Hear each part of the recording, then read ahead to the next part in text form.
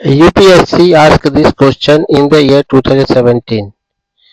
वैदिक, आर्यों और सिंधु घाटी के लोगों की संस्कृति के बीच अंतर के संबंध में निम्नलिखित कथनों में से कौन सा से सही है?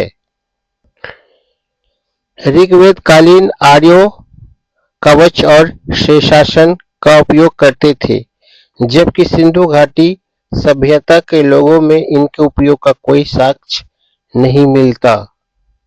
ऋग्वेद कालीन को स्वर्ग, चांदी और ताम्र का ज्ञान था, जबकि सिंधु घाटी के लोगों को केवल ताम्र और लौह का ज्ञान था। 3. ऋग्वेद कालीन आर्यों ने घोड़े को पालतू बना लिया था, जबकि इस बात का कोई साक्ष्य नहीं है कि सिंधु घाटी के लोग इस पशु को जानते थे। ये कूट का प्रयोग कर सही उत्तर चुनिए। ए केवल 1, बी केवल 2 और 3, सी केवल 1 और 3, डी 1, 2 और 4। उत्तर सी केवल 1 और 3। यूपीएससी 2012। पूर्व वैदिक आर्यों का धर्म प्रमुखतः था ए भक्ति, बी मूर्ति पूजा और यज्ञ, सी प्रकृति पूजा और यज्ञ, डी प्रकृति पूजा और भक्ति। उत्तर सी प्रकृति पूजा और यज्ञ। यूपीएससी 2011। धर्म तथा रीत भारत की प्राचीन वैदिक सभ्यता के एक केंद्रीय विचार को चित्रित करते हैं। इस संदर्भ में निम्नलिखित कथनों पर विचार कीजिए। 1.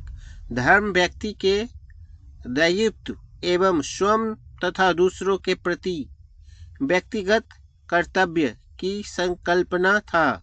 2. ऋतु मूलभूत नैतिक विधान था जो सृष्टि और उसमें अंतर्निहित सारे तत्वों के क्रियाकलापों को संचालित करता था। उपयुक्त में से कौन से सही है? ए केवल 1, बी केवल 2, सी 1 और 2 दोनों, डी न तो 1 और न ही 2।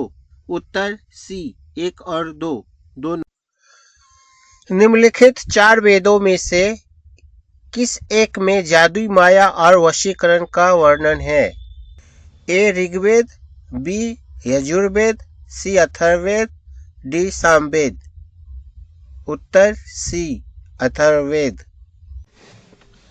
आर्य शब्द इंगित करता है नृजाति समूह को, बी यायावरी जन को, सी भाषा समूह को, डी श्रेष्ठ वंश को।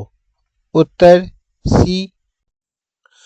आरंभिक वैदिक साहित्य में सर्वाधिक वर्णित नदी है ए सिंधु, बी शतुद्री, सी सरस्वती, डी गंगा।